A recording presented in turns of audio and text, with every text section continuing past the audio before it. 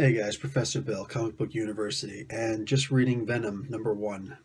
Guys, we all love Venom. I mean, he's been the lethal protector, he's been the secret agent guy, he's been the space knight up with the Guardians of Galaxies, and if you're hating on that, it's because you have not read that series when he was with Flash Thompson.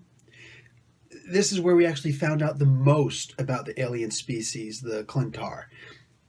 Very good stuff. Well, this right here, this is a return back to the original bad guy Venom, but this is a little different. This is like Venom meets Deadpool, in so much as Venom has been abandoned, left, stuck in New York City, and he's hurting.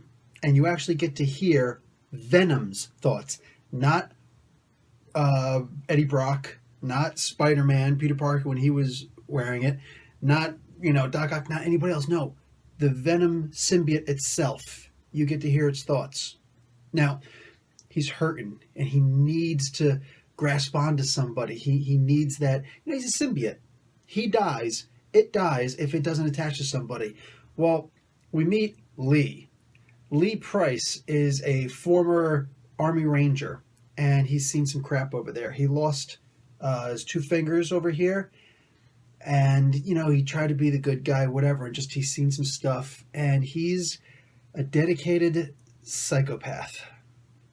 Yeah, he's nuts. This dude's like, he's amongst the worst of the worst. He grew up, there was a mutant who lived next door to him who could manipulate fire. Now, I couldn't see if he generated fire or not. They didn't say his name, but I'm thinking it might be Pyro. This kid, well, the police came for him and secret, shady government agencies, and the kid wound up setting the whole apartment building on fire. They were both neighbors in the same apartment building.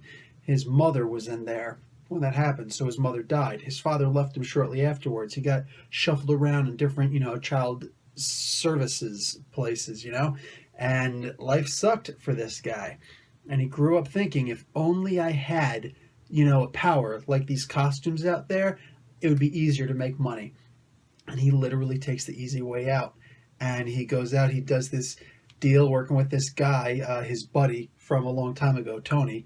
And they're there working, the guy's working with Mac Gargan. If you remember, this used to be the Scorpion.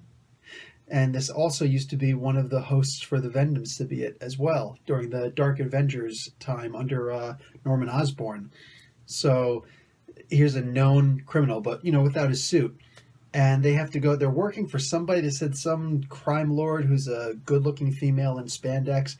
I can't actually think right now who this person is they're referring to. It's not Silver Sable. She's dead, and anyway. So regardless, whoever it is, they're apparently the bad guys come, and they're supposed to make a transaction, but they're not going to pay.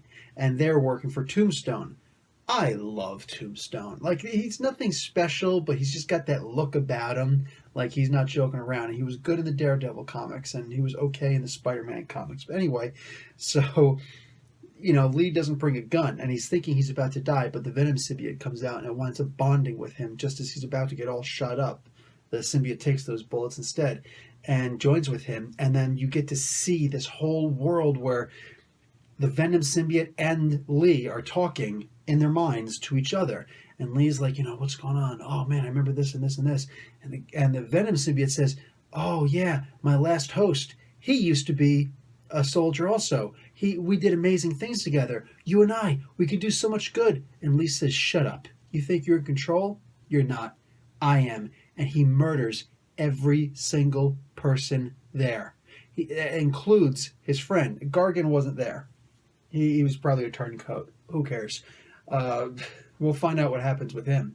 But he murders his friend Tony because he can't let Tony go and spill the beans that now he's got this awesome power. He's not ready yet to reveal this to the world. And he wants to do really good things with this. Meanwhile, the Venom symbiote is suffering. Suffering because of what this guy is doing. He's like, I don't want to be a bad guy again like I was with Eddie Brock. I want to be a good guy, basically. Lee doesn't care what it wants. Well, yeah, crazy stuff. He even kills the bum that's there. Just a bum. who just has nothing to eat, nothing, and he kills him because he's a potential witness. This is going to be a really dark turn. And I read the back. It seems like a really dedicated team. And they actually say, we hope you're not squeamish because issue 2 comes out the 21st of December. Oh, guys.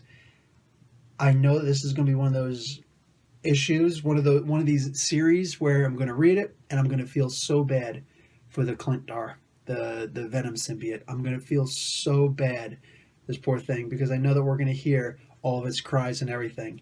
Guys, this comic book gets a gruesome A. Wow. I don't even know what else to say about this comic, but hope you guys pick it up before it's too late. This is going to be a classic. Professor Bill, Comic Book University. Subscribe. Class dismissed.